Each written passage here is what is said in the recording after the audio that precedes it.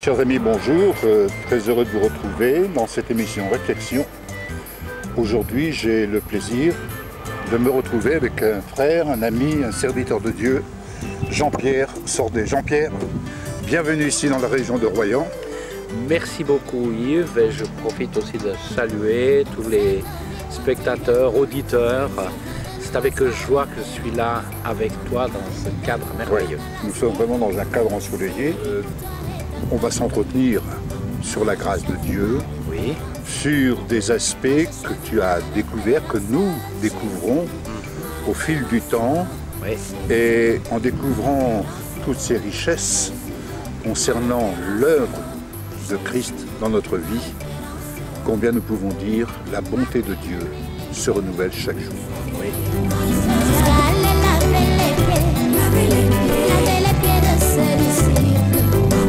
Jésus, quelle humilité. Et c'est lui que j'ai pour référence. Jésus, ma référence. Jésus, ma référence. Jésus, ma référence. Jésus, ma référence. Dans sa vie de tous les jours, il n'avait rien fait de malhonnête. C'était un homme très puissant, passé son temps à la prière. Je voudrais te ressembler. Seigneur, je voudrais te ressembler. Oh Jésus, ma référence. Jésus, ma référence. Jésus, ma référence. Jésus, ma référence. Dans cette vie quotidienne, donne-nous à sa référence. Je veux dire, Jean-Pierre, tu m'as interpellé par un mot, l'obéissance. Oui. Qu'est-ce que tu pourrais nous dire sur l'obéissance? Un terme qui est tellement colporté, mais l'obéissance. Qu'est-ce que c'est? C'est vrai que dans la Bible, c'est important de faire la distinction entre l'obéissance sous l'ancienne alliance, Oui. et l'obéissance sous la nouvelle alliance. Oui. C'est fondamentalement différent. Oui. Et déjà là, ça pose souvent une interrogation à celles et ceux qui sont dans l'obéissance ou qui Oui. veulent marcher dans l'obéissance. Quand je dis ça, peut-être certains vont même réagir parce que très souvent, que ce soit dans les chants, que ce soit dans des prédications ou des choses qu'on va nous dire, on nous parle toujours de l'obéissance. Et il y a un texte que je prendrai juste dans l'Ancien Testament, et je ferai une différence entre l'Ancien et le Nouveau Testament. C'est dans le Deutéronome, au chapitre 28, où il est parlé de la bénédiction et de la malédiction. Je ne vais pas parler de la malédiction, mais c'est écrit, le premier verset du chapitre 28, « Si tu obéis à la voix de l'Éternel ton Dieu, en observant et en mettant en pratique tous ses commandements. » Donc, il n'y a pas seulement les 10 commandements, Oui. mais il y a toutes les règles, ce qui fait à peu près 630, en gros 630 commandements. Que je te prescris aujourd'hui, l'Éternel ton Dieu te donnera la supériorité sur toutes les nations de la terre. Et puis après, il énumère toutes les bénédictions. Et il dit, si tu n'obéis pas à la voix de l'Éternel ton Dieu, voilà ce qui t'arrivera. Oui. Donc ici, on parle déjà d'une certaine obéissance. Oui. Oui. Et donc, en termes de premier point, sous la loi demande toujours. Elle demande de marcher, d'honorer Dieu dans notre cœur, de le servir lui seul.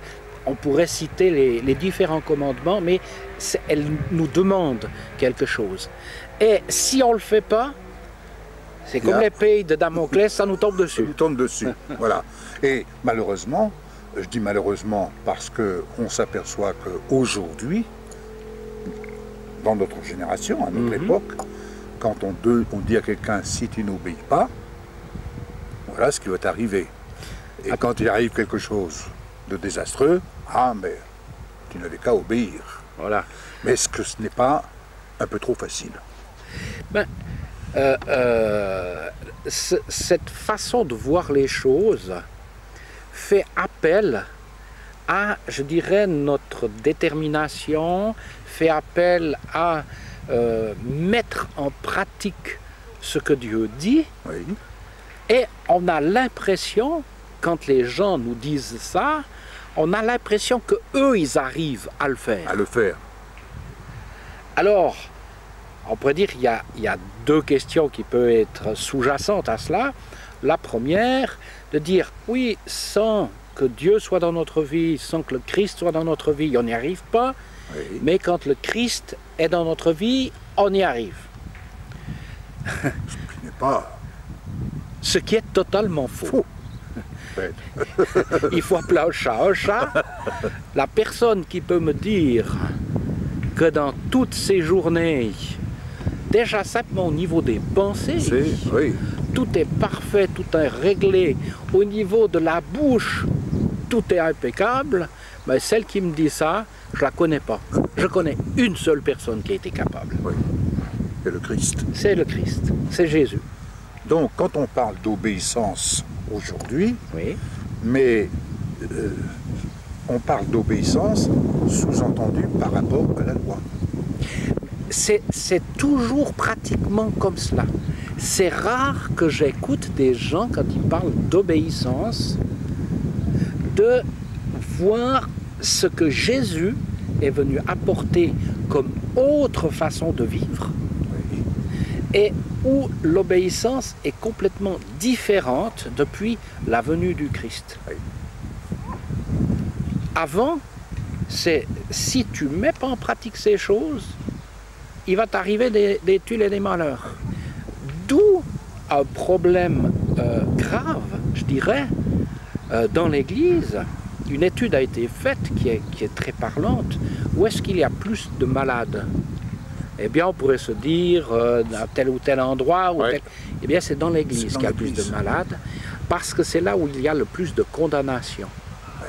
Parce que si je n'obéis pas à la loi, je parle toujours sous l'Ancienne Alliance, Oui. dans l'Ancien Testament, si je n'obéis pas à la loi, il y a des conséquences. Oui. Tu vas être malade, tu vas avoir ceci et cela. Et on voit, quand on lit l'Ancien Testament, on voit qu'il y a eu des conséquences. Oui. Mais malheureusement, aujourd'hui, très souvent, pour moi, je ne parle pas des autres serviteurs de Dieu qui prêchent, mais moi j'ai été éduqué à cette façon de penser. Oui. Et dès qu'il m'arrivait une tuile ou quelque chose, dès qu'il y avait un problème, que ce soit de santé ou autre, je me disais, mais qu'est-ce que j'ai bien pu faire? Oui. Où est-ce que j'ai? Et alors là, je commençais à repasser ma journée, ma semaine, où je me disais, oh, j'ai peut-être pas donné ce que je devais donner. On pourrait parler de la dîme, par exemple. Par exemple, Donc oui. je me disais, quand il n'y avait pas de finances, oulala, j'ai pas donné la dîme pour ça, ou ceci, cela. Donc il y avait, c'était toujours dépendant de mes actions et de ce que j'étais. Oui. Et de ce que je faisais, bien entendu. Que j'étais dans le sens de faire Oui. les choses. Je ne sais pas si tu as d'autres questions par rapport à cette partie-là, mais on pourra aller un peu plus Disons loin. que dans cette partie-là, quand j'entends parler de l'obéissance, bien entendu, très souvent, on s'empresse de dire on n'est plus sous la loi, mais on est sous la grâce. Mais pour autant, il y a toujours ce sous-entendu de la loi. On a un exemple avec le Seigneur Jésus, avec le jeune homme riche, qui s'approche et, je dirais, fier, quelque part, de pouvoir dire, mais voilà, j'obéis à tous les commandements. Et le Seigneur va lui dire, c'est bien, mais il te reste encore une chose. Et il est reparti tout triste. Et en définitive, cette obéissance qui est demandée très souvent entraîne des frustrations, entraîne de la tristesse, et je dirais entraîne même des chutes, parce que chacun, il y a ceux qui réussissent jusqu'à tel degré, d'autres ne réussissent pas, et chacun finalement y va, et cela entraîne ce que j'appelle des combats dans la chair. Alors maintenant, l'obéissance dans le Nouveau Testament, qu'est-ce qu'on peut entendre par obéissance dans le Nouveau Testament? Eh bien, l'obéissance dans le Nouveau Testament, c'est quelque chose qui est radicalement différent. C'est-à-dire que quand Jésus est venu, il est venu accomplir parfaitement la volonté de son Père. Oui. Je te disais au départ que la loi demande. Oui. D'accord ? La loi demande toujours de faire les choses et en fonction de si on fait ou si on ne fait pas, Oui. il y aura des conséquences. Et avant de répondre vraiment à ta question, j'y viens, mais je ne résiste pas à te parler en 2 mots de Job. Par exemple. Parce que Job est très, très souvent cité, malheureusement, lors d'enterrement, parce que là, il y a un verset qui est assez incroyable, qui est cité toujours, « L'Éternel a donné, l'Éternel a repris, que le nom du Seigneur soit béni. Ouais. » Et on oublie, qu'est-ce qui s'est passé pour Job? C'est que Job, quand il a eu ses malheurs, quand l'adversaire est venu au-devant de lui, et puis, enfin au-devant de Dieu, et puis qui a dit, eh bien écoutez, moi je vais, si je touche à ton serviteur, tu le bénis et tout ça, mais si je touche à ton serviteur, tu verras s'il ne va pas te maudire. Il parlait à Dieu comme ça. Dieu lui dit, vas-y, touche à mon serviteur, vas-y, mais je te donne pas le droit sur la vie de mon serviteur. Oui. Et là, il a commencé à tout perdre. Et ce qu'il y a d'extraordinaire, c'est que très souvent, c'est le résumé de l'histoire de Job. Il y a 2 conclusions qui sont tirées. C'est que Dieu permettait cette chose-là. Et c'est encore un mot sur lequel il faudrait qu'on fasse des émissions une fois, si tu veux. Tout à fait, oui. Dieu ne pouvait pas faire autrement que d'accepter à cause de la chute. Oui. Parce qu'à la chute, alors que Dieu avait donné l'autorité à l'homme de régner, Oui. quand il a péché, il a donné cette autorité à Satan, Oui. il a cédé son droit d'aînesse, Oui. si on reprenait une fameuse histoire de la Oui, oui. Bible, Oui. cette autorité qui est là, il l'a cédée, et donc légalement, Satan avait des droits. Oui. Et Dieu, qui est parfaitement droit et juste, ne pouvait pas faire autrement. Oui. Et ce que il est écrit, et ça c'est extraordinaire, quand Job va mal, il dit, mais s'il y avait quelqu'un entre Dieu et moi, pour pouvoir régler ce problème. Et en fin de compte, il cherchait un médiateur. Oui. Et s'il y avait eu ce médiateur, il aurait fait appel à lui, et les problèmes auraient été réglés. Et c'est pour ça que cette histoire de Job est très souvent très mal interprétée, Oui. parce qu'on oublie que ces textes nous annoncent que sous l'ancienne alliance, il y avait des choses qui étaient possibles, mais sous la nouvelle alliance, ça ne l'était plus, parce que justement ce médiateur, qui s'appelle Jésus-Christ, Jésus. il est venu afin de régler ce problème. Voilà. Et à partir de là, on voit que les choses ont changé quand le Christ est venu, et l'obéissance que nous n'arrivions et que personne n'est capable de faire, Tout à fait. parce que ni toi, ni moi, ni personne Oui. n'arrivera à domestiquer sa chair. Oui, oui, oui, oui, oui. C'est une C'est hérésie oui, une hérésie. que de vouloir croire cela. Oui. Et il y a un texte dans les Romains qui est assez extraordinaire. Vas-y. C'est dans les Romains, au chapitre 5 Oui. et au verset 19, mais je vais lire un petit peu avant. Et ce texte est très très important, parce que si on comprend cela, eh bien ça va changer radicalement notre vie, notre façon de penser et notre façon de comprendre ce qu'est l'obéissance. Oui, oui, Quand oui. dans le Nouveau Testament il est parlé d'obéissance, c'est plus du tout la même chose. Alors, Romains 5, verset, je vais prendre un petit peu avant, je vais prendre déjà au verset 18. Oui. Ainsi donc, comme par une seule offense, la condamnation a atteint tous les hommes. Donc il s'agit de la chute qui avait eu lieu au moment où Adam et Ève ont péché. Donc il y a eu, et là c'est intéressant, c'est très intéressant, parce que Paul est en train déjà de recadrer la relation homme-femme. On dit toujours c'est Ève qui a péché, qui a entraîné. Oui. Et dans le Nouveau Testament, il est dit il n'y a plus ni homme ni femme. C'est écrit noir sur blanc dans les Exactement, Galates, oui. pour que chacun soit mis au même pied d'égalité. Oui. Il dit pas c'est une femme qui a péché. Ah non, non. Mais là, il est écrit la condamnation atteint tous les hommes, Tous les hommes.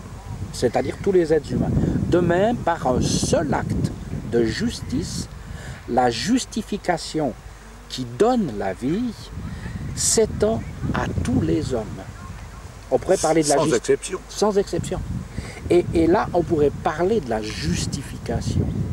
Quand Dieu nous pardonne, quand il nous fait, comme il a pu répondre à un grand théologien de l'époque qui s'appelait Nicodème, que faut-il que je fasse pour être sauvé? Oui. Il pose Oui. une question très intéressante à Jésus, et le Seigneur va lui dire, il faut que tu naisses De nouveau. Oui. Et il va dire, comment je dois rentrer de nouveau dans le sein de ma mère? Possible. Oui. Mais en plus, si elle est morte. Oui. Et c'est là que Jésus va donner quelque chose de très important. Il va dire, il faut naître de nouveau. Et pour naître de nouveau, eh bien, c'est simple, c'est très simple. C'est d'accepter le Christ dans sa vie. Dire, écoute, Seigneur, moi je reconnais que j'arrive pas, mais j'ai besoin que tu viennes changer ma vie et me sauve. Oui. Et il va nous sauver. Et là, il dit, seul acte de justice, la justification qui donne la vie. Qui donne la vie.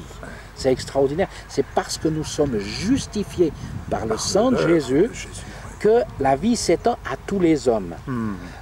Et bien entendu, pour en bénéficier, c'est comme quand on a de l'argent à la banque. Il faut avoir ou le carnet de chèques, ou la en tout cas la signature. La signature, pour pouvoir et la signature, c'est nous qui apposons notre signature à côté de celle de Jésus, où il nous a préparé un héritage. Il a signé avec son propre sang qu'on devenait des héritiers, mais pour pouvoir le toucher, on est obligé d'apposer sa signature et de dire oui, je t'accepte.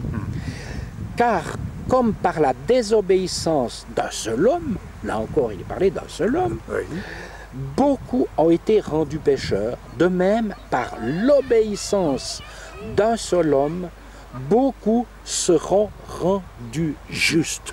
Et on voit ici un changement fondamental et qui va faire grincer des dents, peut-être. C'est explosif, là. Ah, mais complètement. Parce que en général, quand on parle avec un peu tout le monde, les gens disent « j'ai pas tué, j'ai pas volé, j'ai pas fait de mal ». Et les personnes basent leur justice devant Dieu pour avoir une vie nouvelle à ce qu'ils font. À ce qu'ils font, oui. De bien. Oui. Et il dit, si j'ai fait suffisamment de bien, ça va pencher du bon côté dans la balance. Oui. Donc, la justification est rentrée dans les mœurs. Elle est rentrée, enfin, l'obéissance de la loi, comme c'est anciennement, c'est quelque chose qui est rentré dans les mœurs, parce que on enseigne l'obéissance. Et heureusement qu'on apprend à nos enfants à obéir. Mais quand on regarde au niveau de la foi, c'est que l'obéissance dans le Nouveau Testament, elle n'est pas basée sur ce qu'on fait, mais elle est basée sur ce que Christ a fait. Et c'est fondamentalement différent. Et en plus de ça, c'est frustrant pour les orgueilleux. Oui, parce que, en fait, l'obéissance à la loi, je veux dire, bien qu'on va dire je suis dégagé de cela, mais il n'en demeure pas moins qu'on fonctionne toujours avec en arrière-plan l'obéissance, avec le reflet de la loi. Tout à fait, mais complètement. Et c'est ainsi que quand j'ai été malade, quelqu'un m'a téléphoné, quelqu'un de bien intentionné, avec toujours les mêmes mots. Quand je vois quelqu'un qui commence à m'écrire en me disant « j'ai quelque chose à te dire et sache que je t'aime », je me dis « tiens, je vais me prendre un grand coup de bâton derrière la tête ou un coup de poignard dans le dos ». Les gens en général l'écrivent, ils n'osent pas le dire en face. Oui, ils l'écrivent généralement. Ils peuvent se cacher derrière les écrits. Et ils ont la preuve après qu'ils ont écrit. Tu vois, et quand on regarde cet aspect dont le Christ parle, au niveau que c'est lui qui a obéi. Et si je me présente à Dieu comme ça se faisait sous l'ancienne alliance, regarde Seigneur, j'ai accompli ce que tu me demandes. Oui. J'ai accompli le sacrifice que tu me demandes. J'ai accompli, j'ai mis en pratique ces choses et je suis béni. Oui. Et je n'ai pas accompli ces choses et je ne suis pas béni. Oui. Et je te disais que quand j'étais malade, quelqu'un m'a téléphoné en me disant, mais est-ce que tout est en règle dans ta vie? Qu'est-ce que tu as fait pour ce qui t'arrive?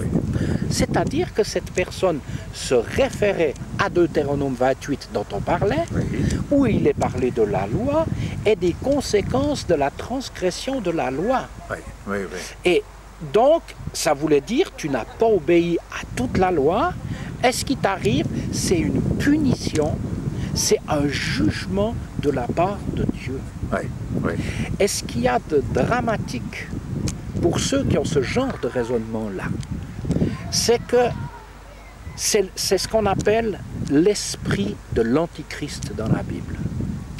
Et le terme antichrist, c'est pas contre anti. C'est pas contre, c'est à la place de. Et quelqu'un qui me demande de mettre en pratique la loi à la place de ce que Christ a fait, c'est un antichrist. Alors, si tu permets, Jean-Pierre, je rebondis là-dessus, toujours dans le cadre de l'obéissance, de par une expérience dont j'ai déjà eu l'occasion de partager, mais qui aujourd'hui pour moi est encore plus explicite par rapport à ta réflexion. Lorsque j'étais dans la mission et conscient de répondre à l'appel, et je dirais pour être plus précis pour que nos amis qui nous regardent puissent comprendre, par rapport à la volonté de Dieu qui était en train de se profiler devant nous, tardant à entrer dans ce plan, dans les instructions qui se révélaient à nous, il m'est arrivé où je me suis retrouvé à l'hôpital. Bon, je me suis retrouvé à l'hôpital. Que s'est-il passé? Est-ce que, pour moi, j'ai quitté mon corps? Voilà. Et je me suis retrouvé aspiré à un endroit, c'était le monde des ténèbres, bref. Et finalement, quand j'ai réintégré mon corps, mon épouse m'a tout de suite emmené à l'hôpital, et j'étais conscient, hein, j'avais repris, comme on dit, mes esprits, et je me suis retrouvé dans ma chambre avec un alcoolique, avec un papy qui était en train de partir, et en même temps, pour moi, il n'y avait plus de salut, c'était terminé. C'était le néant, c'était horrible. Bref. Mais, par la grâce de Dieu, j'ai pu entendre à un certain moment, durant la nuit, les portes de l'enfer ne prévaudront point contre toi. Bref, je me suis consolé avec ça, mais le lendemain matin, étant là avec le Seigneur, et juste avant que tu ne viennes à mon chevet prier pour moi et avec moi, j'ai commencé à dire, Seigneur, mais je ne comprends pas ce qui m'est arrivé. Et j'ai commencé d'énumérer tout ce que nous faisions dans la mission, celle dans laquelle qui nous était commune. Et le Seigneur me répond, 0 égale 0. En fait, j'étais en train d'énumérer tout ce que j'avais fait par obéissance. J'avais fait des choses et j'étais en train de présenter, mais Seigneur, tu as vu ce que j'ai fait? Et je comprends plus amplement encore aujourd'hui que le Seigneur m'ait répondu, 0 égale 0. C'est impressionnant. Hein? C'est impressionnant. Parce qu'on ne comprend pas sur le moment. Ah non, non, sur le moment, ne comprenons pas. Sur le moment, ne comprend pas. Et c'est là que je m'aperçois qu'on marche. On a fonctionné avec des principes, il faut que je fasse. Si je ne fais pas, qu'est-ce qui va me tomber sur le coin de la figure? Exactement. N'est-ce pas? D'ailleurs, c'est intéressant de voir quand la loi a été donnée. Le peuple est sorti donc du pays d'Égypte, Dieu l'a fait sortir du pays d'Égypte, ils ont commencé de râler, Dieu a toujours répondu.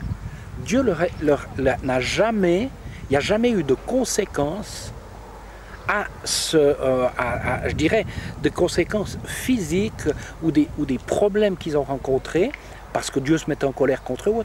Il n'y a pas, ça n'existe pas. Dieu parlait avec Moïse, puis c'était son représentant qui était là, mais Dieu a toujours répondu, ils avaient besoin de ceci, ils avaient besoin de ça. Et le jour où la loi a été donnée, c'est le jour où il y a une prière, je l'écoute des fois encore cette prière. Ah oui. Seigneur, ils ont dit à Dieu, nous ferons tout ce que tu nous dis de faire. Et ils étaient convaincus en le disant. Ouais. La personne, quand j'avais ma spondylarthrite ankylosante, qui m'a téléphoné, son but c'était que je sois guéri dans sa tête. Oui. Mais en me donnant la loi, elle me tuait. Parce que la loi ne peut pas donner la foi. Et dans le Nouveau Testament, quand il est parlé de la foi et de l'obéissance, il est parlé de l'obéissance de la foi. Dans le dernier chapitre des Romains, il y a plein d'endroits où c'est cité l'obéissance de la foi. Ça veut dire quoi?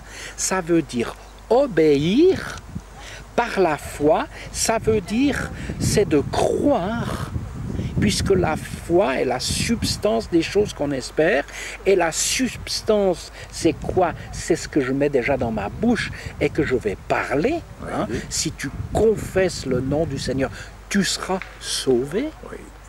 La personne qui crie Jésus comme un homme qui a été athée toute sa vie, qui est mort chez mort, et il est commencé de partir, et au moment de rentrer dans un endroit, comme tu disais, un petit peu glauque, c'était horrible. Médicalement, il était mort. Ouais. Et là, il s'est souvenu du nom de Jésus. Et il a prononcé le nom de Jésus. Et à ce moment-là, Jésus est venu le chercher, l'a sorti de cet état où il était, l'a amené aux portes du ciel et lui a dit, tu ne peux pas rentrer pour le moment, il faut que tu retournes sur terre. Et cet homme est revenu sur terre, il a donné sa vie au Christ, bien entendu, parce qu'il était complètement bouleversé. Et qu'est-ce qui s'est passé? Il s'est passé tout simplement que cet homme maintenant témoigne qu'il était athée de chez athée. Et c'est là qu'on voit l'amour de Dieu qui, jusqu'au dernier moment, comme il est écrit, Dieu veut qu'aucun ne soit perdu. Ouais. Dieu cherchera les hommes jusqu'au bout, jusqu'au dernier moment. Nous, il y a des gens, eh bien, on aimerait bien qu'il leur arrive des fois des bricoles. Ben non, Dieu n'est jamais comme ça. Peu importe la situation de quelqu'un. Et ça a été Jésus. Oui, ça a été toute l'histoire de Jésus. Oui, oui, oui, oui, alors que dans l'Ancien Testament, on devait les lapider. Oui. Jésus vient les chercher. Oui. Il vient sortir quelqu'un qui devait être lapidé selon la loi. Oui, oui. Il me vient, je t'écoute justement, quand dernièrement je réfléchissais là-dessus, lorsque Jésus va demander qu'on aille chercher les invités. Et finalement, un grand nombre de ces invités n'ont pas répondu. Oui. Et alors, il va envoyer les serviteurs en disant, bon, allez le long des chemins, allez chercher. Mais finalement, il envoie chercher des gens, entre guillemets, désobéissants, qui ont désobéi quelque part à des règles, mais il va les chercher, et ces gens-là vont se relever pour répondre à son invitation. Et on s'aperçoit qu'en répondant à son invitation, qu'est-ce qu'ils ont à présenter? Rien. Non. Ils n'ont rien à présenter, de dire, bon, tu sais, on est venu parce que finalement, ils n'ont rien à présenter. Et surtout pas de cadeau. Ils n'ont pas de cadeau, en plus. Comme on va au mariage, on amène Voilà, rien. ils n'ont rien à présenter. Quelle est la chose, la substance qui leur permet de répondre à cette invitation, si ce n'est que l'obéissance de Christ? Oui. Ils vont être accueillis, et c'est là qu'on voit que le Christ nous accueille. Le Christ nous accueille, peu importe la situation dans laquelle on est. Peu importe. Il ne se détournera jamais de quelqu'un. Jamais. Si un malheureux crie, le Seigneur l'entend. Pour revenir à cette obéissance, c'est que la réaction, parce ce qui est aussi important, c'est avec ces chers téléspectateurs et auditeurs, c'est de peut-être leur donner concrètement une utilisation. Comment faire? Comment faire? Quelqu'un qui est malade, la première chose, il va culpabiliser. C'est terrible. J'aurais pas dû fumer, j'aurais pas dû faire ceci, ou j'aurais pas dû faire cela. Ça, ils peuvent le mettre de côté, mettre à la poubelle, ça n'a aucune espèce d'importance. Non pas que j'encourage à faire ces choses, bien entendu. On sait qu'il y a tout un tas de choses qu'on peut faire et qui vont détruire la santé. C'est pas notre sujet. Mais ce que je veux dire par là, c'est que ils doivent se rendre compte, ils prennent conscience à ce moment-là qu'il y a des choses qu'ils auraient dû faire. Moi, j'ai assez fumé pour savoir ce que c'est. Quand tu veux arrêter de fumer, hein, les gens, qu'est-ce qu'ils font pas pour essayer d'arrêter de fumer? C'est pas qu'ils veulent pas, mais ils n'y arrivent pas. Je connais. Eh bien, Jésus, Jésus, a absolument obéi parfaitement. Et quand la personne va prier, ce qu'elle a besoin de dire, c'est pas de dire Seigneur, regarde ceci ou regarde cela que j'ai fait ou pas fait, et puis ceci, cela. Non. Elle a à présenter l'obéissance de Jésus-Christ. Dire Seigneur, je mérite rien du tout. Je mérite pas d'être guéri. Je mérite pas d'être sauvé. Je mérite pas d'être pardonné. Mais celui qui a le mérite, c'est ton Fils Jésus. C'est ton Fils Jésus. Alors Seigneur, je te demande de me sauver. Je te demande de me guérir. Je te demande de me libérer de cette addiction. Je te demande de faire ceci et cela au nom de celui qui a parfaitement obéi. Parce que moi, j'y arrive pas et j'ai pas réussi. J'ai pas réussi. J'arrête de me mentir. J'arrête de mentir aux autres. J'y arrive pas. Mais je te présente l'obéissance de Jésus qui a été parfaite. Et ça, je dirais, c'est le passeport. On vient avec la signature de Jésus devant le Père. Jésus dira, tout ce que vous demanderez à mon Père en mon nom, je le ferai. Pourquoi? Tout ce qu'on va lui demander, il va le faire. Il va le faire parce qu'il a obéi en tout point et que rien ne peut lui être refusé. Moi, est-ce que j'aurais cette prétention d'à cause de ce que j'ai fait, ceci de bien, ou à cause du mal que j'ai fait? En fait, c'est une offense. Ah mais complètement. C'est une offense. C'est offenser la valeur de l'obéissance, de la perfection dans cette obéissance. Absolument. Et aujourd'hui, si j'obéis à la loi, c'est choquant ce que je vais dire. Ça peut faire grimper en haut des murs. Mais si j'obéis à la loi, je rejette Christ. Le Christ l'a dit clairement. Il a dit, la loi a été finie lorsqu'il y a eu Jean-Baptiste. Et la loi, il est marqué que sous la loi, on était des esclaves. Et il est écrit que l'esclave ne peut pas hériter. Mais celui qui hérite, c'est le Fils. Parce que c'est lui qui a obéi.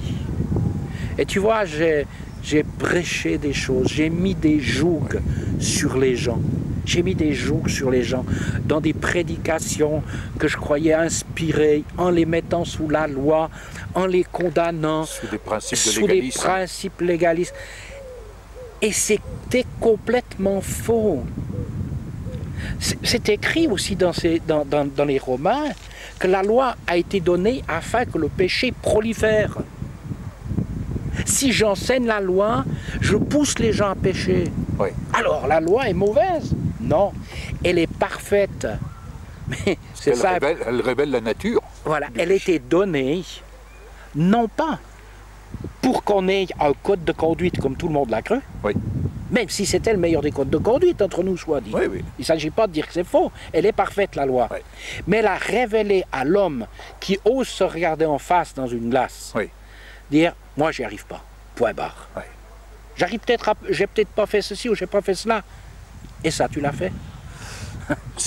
Alors là, je rebondis là-dessus, parce que en fait, lorsqu'on vit dans cette satisfaction, j'allais dire cette propre satisfaction, de dire je suis béni, c'est parce que j'obéis quelque part, ou c'est parce que je fais la volonté de Dieu.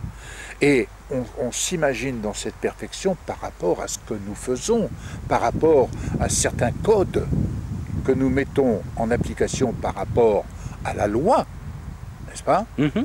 Mais quand il est dit, par exemple, tu aimeras ton prochain, etc., etc., mais il nous arrive bien, il y a des moments, certains moments de la journée, de dire, tiens, j'ai pensé à un tel, là, je me rappelle, il m'a fait ceci, il m'a fait cela, il va falloir que je règle son compte. Mais en fait, on oublie que nous vivons sur un monde où, en fait, je vais employer un terme peut-être, comme tu le disais, choquant, mais c'est un monde, c'est un tas de fumier. Qu'est-ce qu'on a à retirer de ce tas de fumier?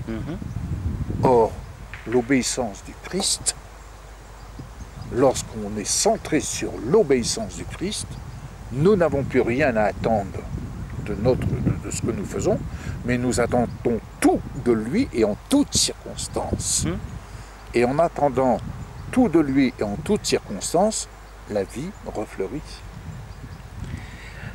La loi est tellement intransigeante.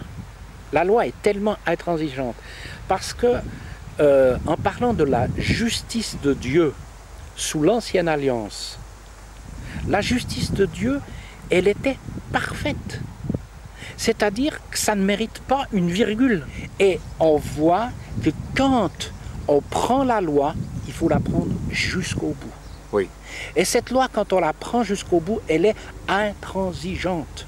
Le jour où la loi est venue, il y a eu 3000 morts. Il y a eu 3000 morts. La loi a été donnée. Quand Moïse est redescendu, ils avaient fait le veau d'or. Il y a eu 3000 morts. Et le jour où la grâce de Dieu est descendue à la Pentecôte, où les gens ont été touchés, où c'est la grâce de Dieu qui a agi, eh bien, il y a eu 3000 personnes qui ont accepté le Christ. Extraordinaire. Alors, je ne suis pas en train de dire dans les exemples que je prenais, je ne suis pas en train de prôner qu'il faut pécher, que ceci et cela. Loin de moi cette pensée, loin de moi. Mais je crois qu'il faut qu'on apprenne, moi en tout cas, je ne sais pas pour les autres, ça ne me regarde pas les autres, mais j'apprends à descendre de mon piédestal d'orgueil pour revenir à être un peu plus d'humilité. Et je dis souvent à Dieu, moi j'y arrive pas, mais Jésus, il est arrivé. Il est arrivé. Et il alors, est arrivé Seigneur, pour toi, pour moi. Alors Seigneur, c'est lui que je te présente. Tout à fait. Et je me rends compte que Dieu change ma vie. Je donne un petit témoignage. Il y a quelques jours, je me trouvais dans un garage. J'avais fait une bêtise, j'avais mis du diesel dans ma voiture à essence. Et ça ne marche pas très bien, je le confirme. C'est pas prévu. Et puis dans ce garage, j'ai eu du temps, un grand temps d'attente. Et puis il y avait deux dames. Et puis là, on s'est mis à parler. Et il se trouvait que cette dame avait un problème avec le dos. Et c'est normal, Jésus nous a donné des commandements nouveaux.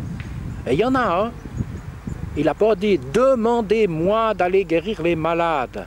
Il a dit « guérissez les malades ». Ouais. Alors les gens qui s'occupent de la loi, il ferait mieux de s'occuper de ce que Jésus a dit.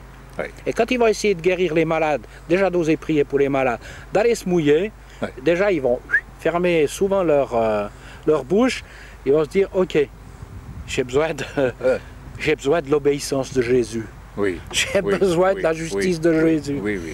Je prie pour cette dame, donc carrément dans le garage, et cette femme est guérie. La personne qui était sa fille, qui était là avec, a observé, a vu le miracle s'opérer. Parce que ça s'est vu, il y a un changement au niveau physique, concret qui s'est passé. Oui. Puis la dame me dit tout de suite, mais qu'est-ce que je vous dois? Et je lui ai répondu une chose très simple. Je lui ai dit, madame, une poignée de main. Elle était toute surprise.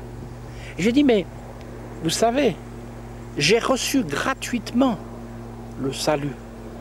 Dieu m'a donné, comme on l'a lu, gratuitement son obéissance alors que je ne la mérite pas. Oui. Le salut, je ne le méritais pas, il me l'a offert gratuitement. Oui. Sa justice, il me l'a offert gratuitement. Moi, je n'y arrive pas. J'ai besoin de sa justice. Il m'a dit, tu as reçu gratuitement, donne gratuitement.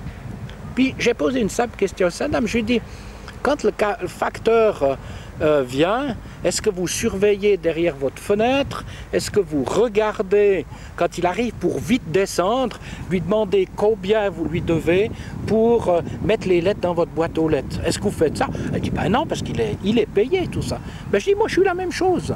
Moi je suis le facteur. Vous vous trompez en vous adressant à moi. Ouais. Moi je suis simplement le facteur qui vous a donné le paquet de la santé dont vous aviez besoin. Mais il faut vous adresser à celui qui l'a envoyé. Ouais. C'est le Christ. Ouais. Parce que par son obéissance, cette femme avait légalement le droit d'être guérie. Légalement le droit d'être guérie. Simplement, il fallait qu'elle appose sa signature. Ouais. C'est pour cela que l'obéissance de Christ est quelque chose d'extraordinaire. Et puis ça nous ramène souvent à regarder à lui et puis d'arrêter de faire du nombrilisme et tourner autour de soi. D'où ayez les regards fixés sur Jésus. On pourrait dire, chers amis, c'est ayez les regards fixés sur l'obéissance de Christ. Oui. Cette obéissance, c'est pour nous, c'est à notre place. Et dans cette obéissance, eh bien, nous avons tout pleinement en lui. Et on pourrait dire que c'est là qu'on trouve le repos. Et dans ce repos, on peut se confier. Jean-Pierre, merci pour cette réflexion, mais peut-être qu'on pourrait conclure par la prière. Volontiers. En priant pour cet ami qui nous écoute, et cet ami qui est interpellé certainement dans son cœur. On a parlé d'obéissance, eh bien la réflexion reste ouverte, mais je puis vous assurer que l'obéissance de Christ, pour vous, elle a été parfaite. Amen. Jean-Pierre, je te laisse le soin de prier pour notre ami téléspectateur, téléspectatrice, auditeurs, auditrices, qui sont à l'écoute de cette vidéo. Je vais le faire et j'invite les gens, s'il y a des malades, s'il y a des personnes qui n'ont pas encore accepté le Christ, de dire simplement cette parole. Jésus, guéris-moi. Oui. Je prends ma guérison que tu as payée, la guérison que tu as payée pour moi. Je prends ce salut maintenant. Je t'en remercie. Amen. Et je suis sauvé. Amen. Mais je vais prier pour vous. Oui. Et si vous avez mal, mettez la main sur la partie, si vous pouvez le faire, où vous êtes malade. Père, nous venons au nom de celui qui a obéi parfaitement. Oui. Nous venons au nom de celui qui a attiré toutes nos maladies, toutes nos souffrances et toutes les souffrances de cet ami ou cette amie, de ce téléspectateur ou téléspectatrice qui sont là.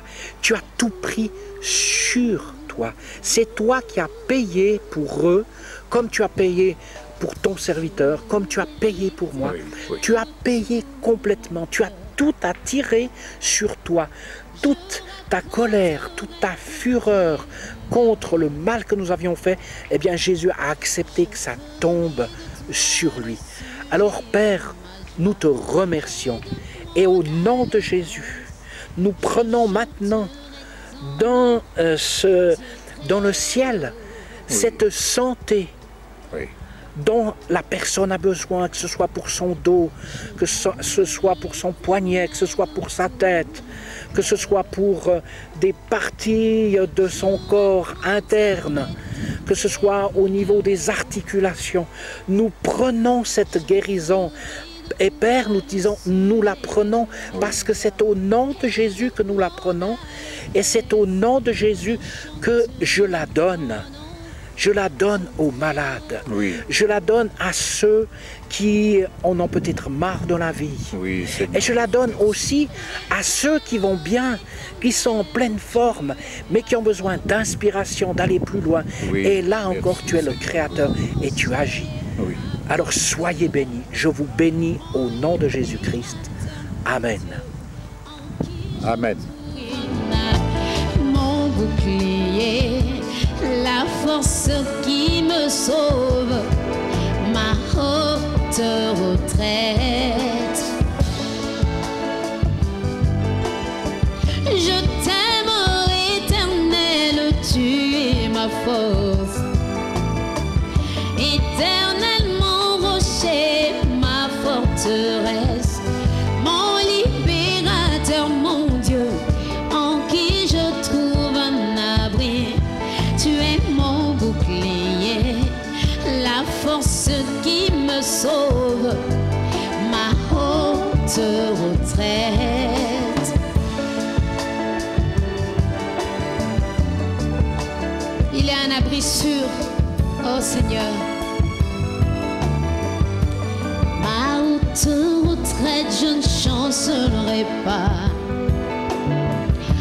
Sur Dieu repose mon salut et ma gloire.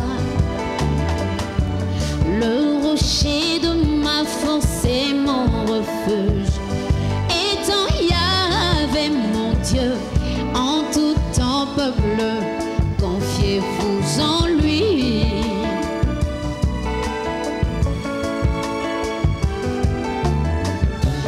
Ma haute retraite, je ne chancellerai pas. Sur Dieu repose mon salut et ma gloire. Le rocher de ma force est mon refuge. Étant Yahvé mon Dieu, en tout temps peuple, confiez-vous en lui.